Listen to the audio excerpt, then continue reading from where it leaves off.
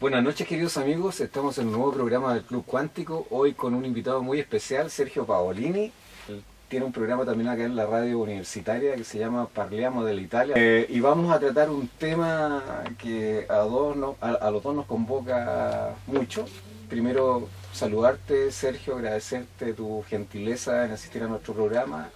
Encantado, estoy muy feliz de estar acá. Vamos a conversar de un personaje mítico y que ha jugado en la historia un papel tremendamente importante, sobre todo en el desarrollo de la ciencia futura, 16. Es Giordano Bruno. Y como ya conversamos alguna vez en tu programa radial con Giuseppe Leita cuando paseábamos por las calles de Italia, quisiera que nos contaras y nos contextualizaras un poquito quién es Giordano Bruno y cuál es la impronta que deja en la historia. Mira, es un personaje fascinante. Tiene una pasión por el conocimiento tal vez pocas veces visto. Es una mente libre, aprisionada lamentablemente en el tiempo que le tocó vivir, pero seguramente para el desarrollo futuro de lo que es el pensamiento científico, incluso filosófico, más que científico, es tremendamente importante. Y además su biografía también es impactante. ¿Puedes contarnos un poco de la vida de Giordano? Sí, mira, primero hay que marcarlo en la época. Durante ya algunos años, algunos siglos, ya estamos hablando de finales de la Edad Media, y del Renacimiento, pero son procesos que se desarrollan desde antes. La Iglesia está viviendo unos serios problemas de tipo ético-moral, y una buena cantidad de sacerdotes y místicos se dan cuenta de esto e intentan enmendarla, pero en el camino de tratar de hacerlo se encuentran con la estructura de la Iglesia que los detiene. Algunos de ellos van a ser perseguidos brutalmente, otros van a tener que cambiar de opinión para salvarse de la vida. Y a Giordano, que es uno de los últimos de este proceso reformista, por así decirlo, porque él es contemporáneo con Calvino, con Savonarola un poco, que es un poquito anterior, con Lutero. En esa época le tocó vivir a él, o sea, de cambios religiosos profundos, y la Iglesia Católica estaba tremendamente sacudida por este movimiento reformista. Entiendo que él fue ordenado sacerdote, de hecho. Exactamente, él nació en Nola, que es una localidad que queda a unos 20 kilómetros. Por eso le decían el nolano. De hecho, él se puso así para una escuela filosófica, y que queda cerquita de Nápoles.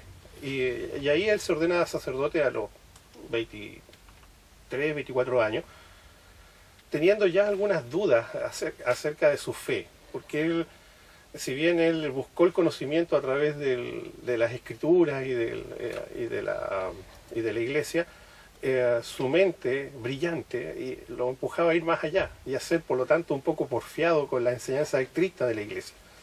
Y todo esto también se enmarca en el tiempo en donde los libros empiezan a ser editados en una imprenta, y por lo tanto se hace mucho más barato.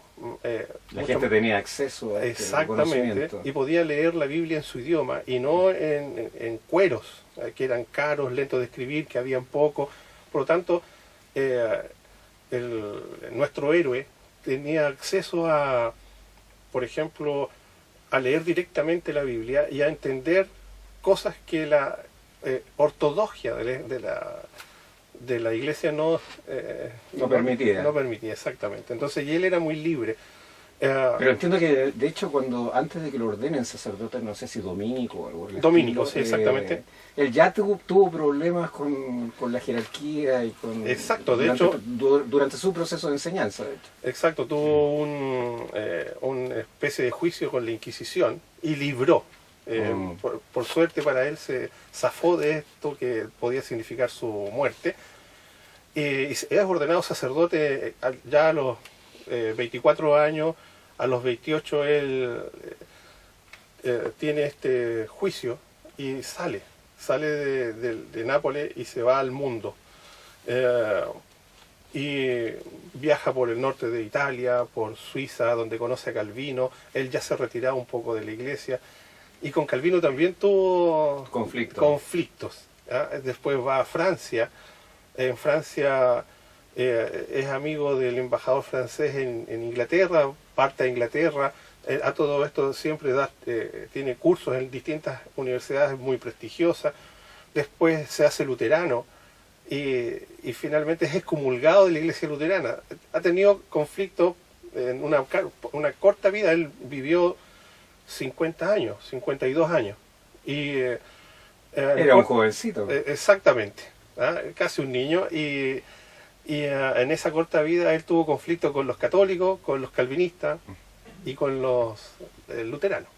Sí, el comentario que hiciste tú sobre Calvino es bien interesante porque existe una idea de que el protestantismo ayudó mucho, por ejemplo, al desarrollo de la ciencia. Y en el caso de Calvino, eso tiene sus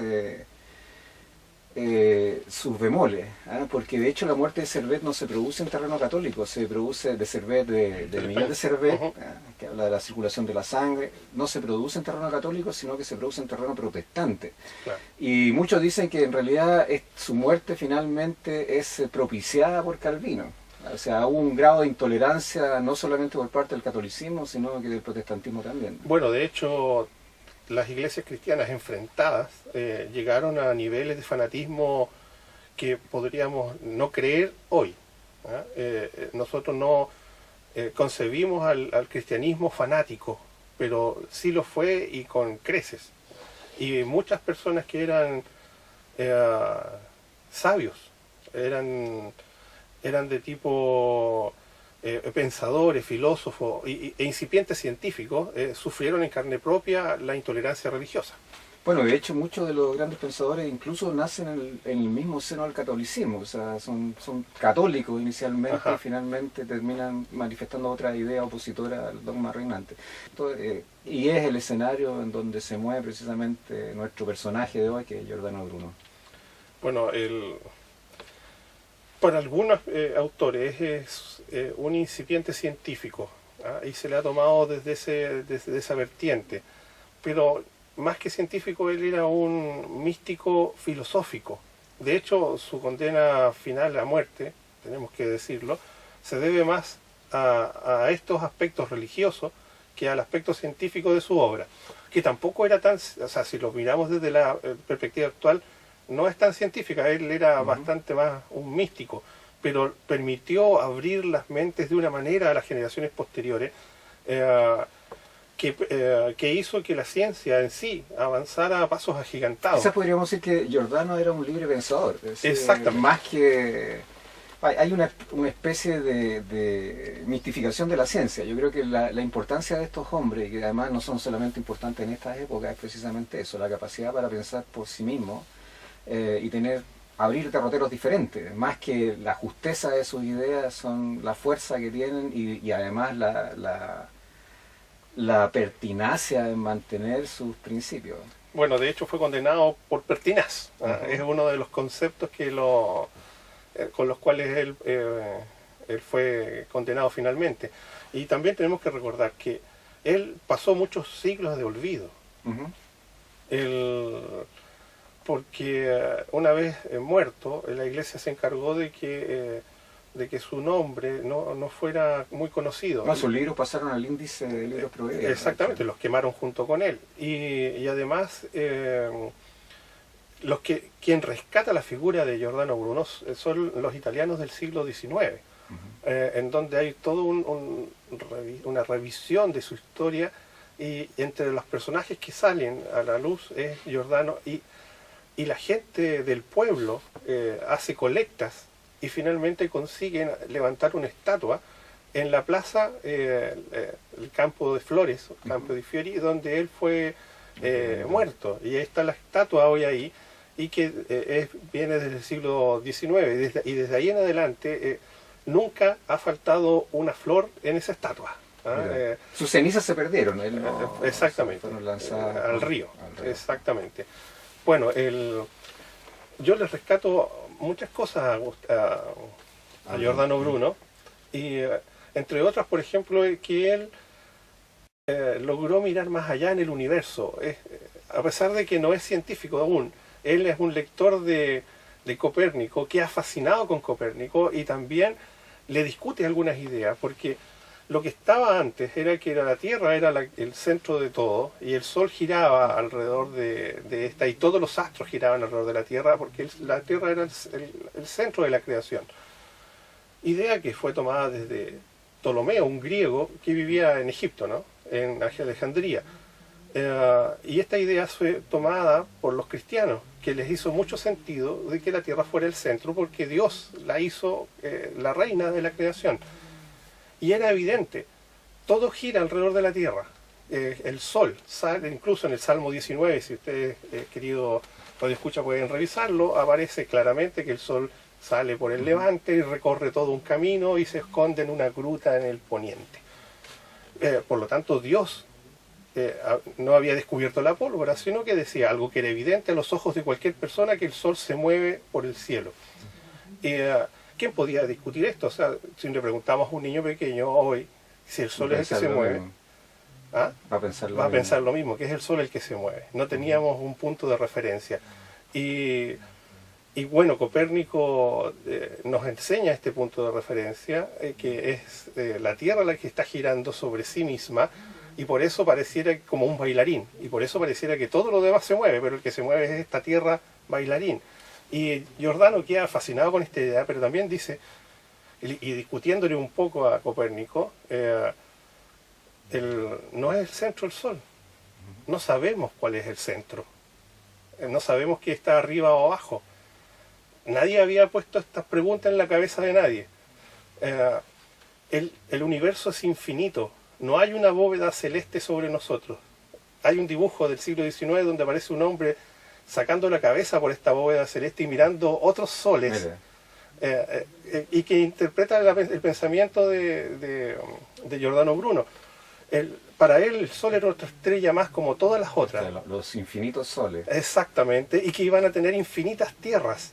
Y si Dios puso a un Jesús aquí, pudo haberlo puesto en todas esas infinitas tierras. Y si aquí lo matamos, tal vez en otras de esas infinitas tierras, a lo mejor la mitad de ellas se salvó Jesús y no fue asesinado. ¿Sería el mismo Jesús que recorrió cada una de esas estrellas uno solo? ¿O fueron muchos Jesuses? Y por otro lado, para él, si bien no hay un medio en el universo también es infinito. Y este universo es inmóvil. Y aquí rescata una idea de un griego muy antiguo,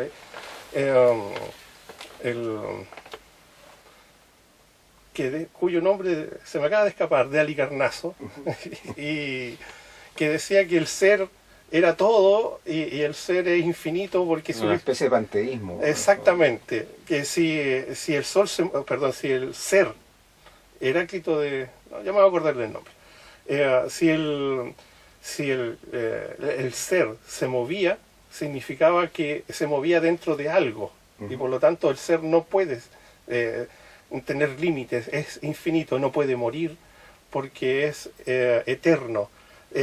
Por lo mismo, Giordano rescata esta idea, y Dios y el universo es eterno, es infinito, porque si termina, quedaría otra cosa, y no puede quedar otra cosa sino el universo y Dios.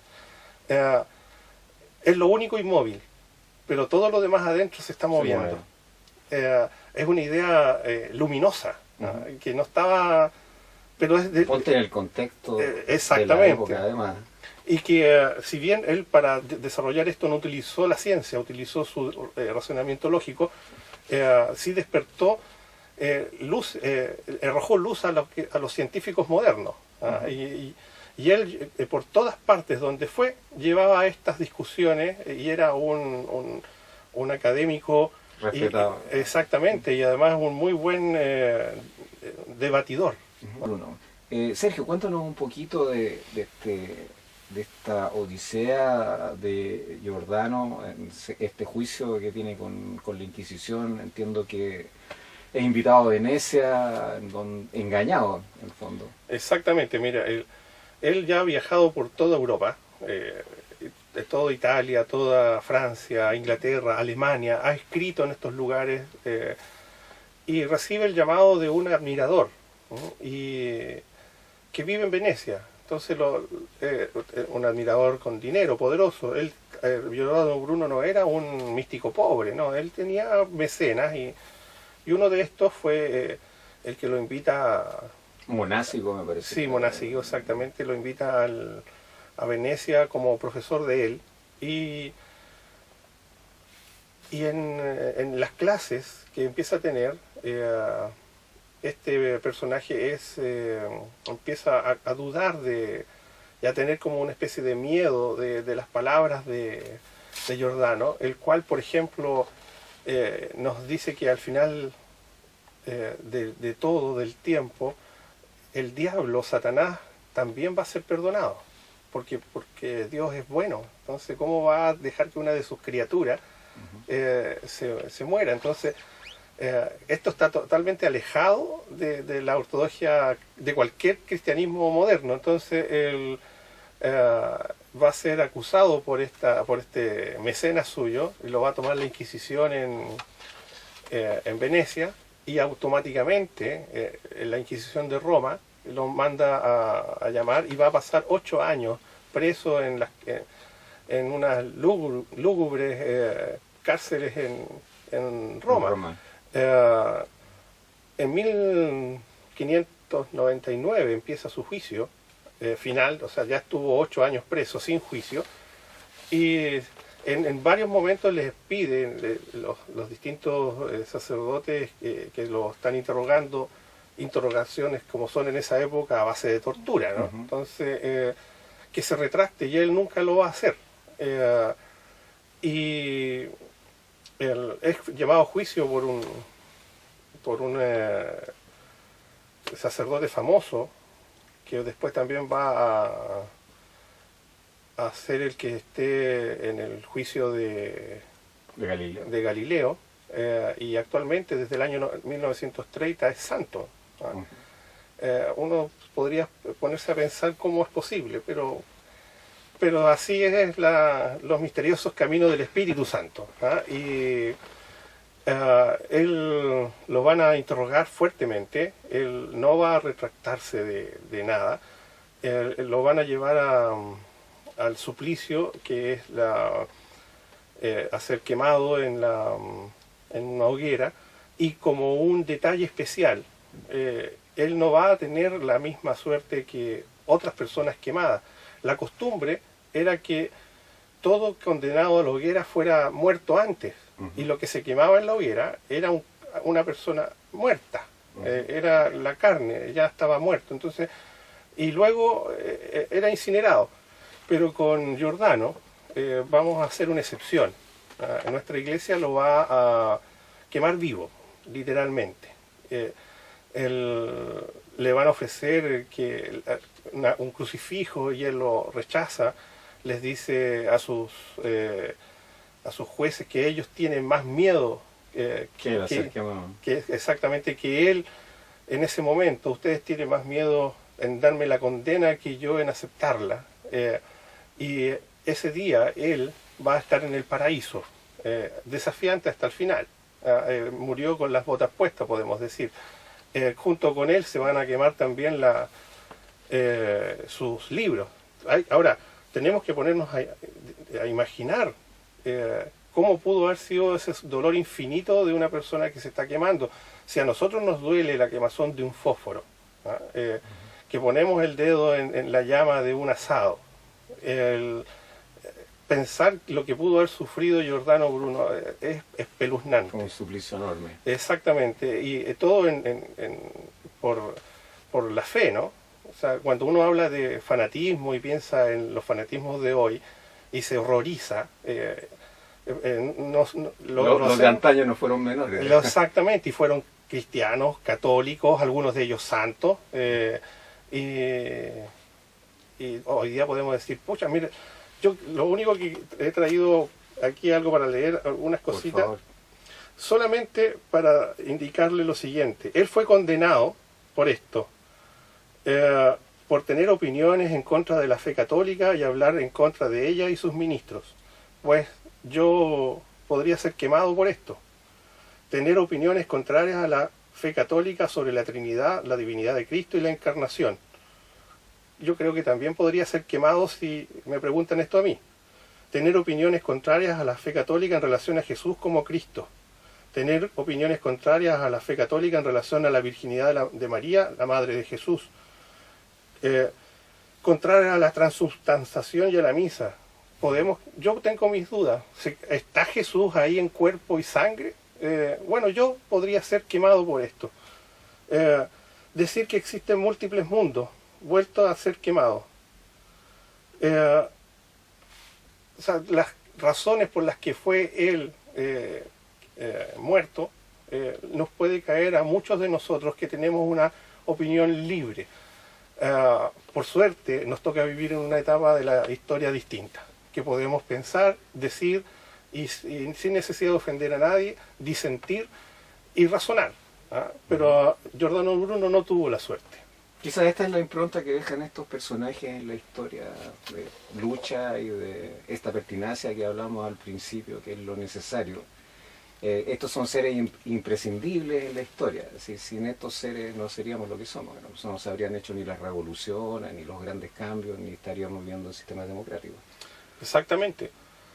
Uno suele ver la historia desde su punto de vista en el momento que vive, cree que es lo natural, pero esto es parte de una lucha permanente. Exacto. Bueno, le debemos este sufrimiento al santo Belarmino, San Belarmino, que fue canonizado en el año 1930 y bueno, cuando uno ve la vida de esta persona y que entre sus acciones está el ajusticiar de esta manera tan cruel a Giordano Bruno y tratar de hacer lo mismo con Galileo, uno puede dudar de la santidad de algunos de los santos, pero deben ser los misteriosos caminos que tiene el Espíritu Santo para llevarnos hacia el cielo.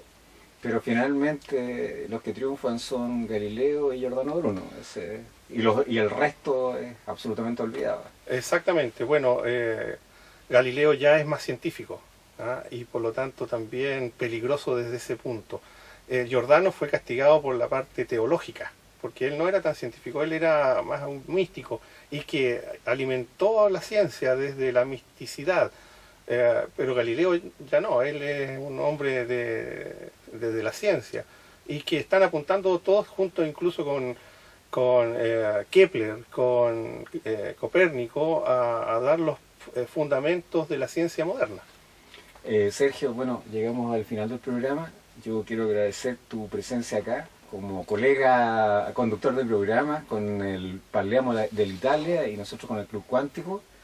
Espero que nos veamos más adelante. Además, tú ya estás comprometido, y eso se lo digo a nuestros auditores y a quienes nos ven por YouTube, por el canal de YouTube, y leen la revista El Club Cuántico con un artículo acerca de Giordano Bruno en el próximo número, en donde vamos a hablar de Galileo, Giordano Bruno y otros personajes importantes que tuvieron impacto en la ciencia y en el desarrollo del pensamiento libre en general. Quisiera que tú nos dijeras unas últimas palabras para despedirte. Bueno, encantado de participar en esa publicación tan linda que se lleva con tanto cariño a todo el mundo y agradecerle el espacio que tenemos acá a la radio también universitaria y invitarlos a ver a escuchar la próxima semana el Parliamo dell'Italia, que conduzco con mi ayudante y amigo Giuseppe Leita, y a la semana siguiente a volver a sintonizar la radio en este programa del Club Cuántico donde vamos a escuchar otros invitados. Exactamente. Muchas gracias por la invitación. Gracias a ustedes, queridos amigos, y nos vemos en un nuevo programa de su Club Cuántico.